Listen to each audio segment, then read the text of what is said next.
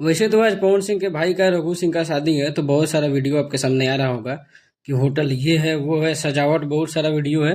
तो कुछ वीडियो आप देख सकते हैं। इस वीडियो में कृष्णा हेरिटेज जोआड़ा में है, बहुत बड़ा होटल है, बहुत ग्रैंड होटल है। एक और नाम निकल रहा था कि ग्रैंड होटल आरा में व्यवस्था किया गया है, लेकिन नहीं, ये कृष्णा हेरिटेज होटल है आरा का।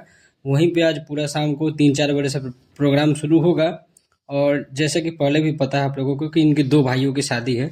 एक भाई है रघु सिंह, जिनकी हल्दी सेरेमनी है, बहुत सारा फोटोज आप देख सकते हैं। उनके वाइफ का भी प्यारा सा फोटो है। और ये शादी इसलिए भी ज्यादा स्पेशल इसलिए हो रहा है क्योंकि अभी तक आप लोगों ने पवन सिंह को देखा होगा दूसरे के इवेंट में, लगातार कई दिनों से उनके घर में कोई शादी का तो वीडियो आ नहीं रहा है।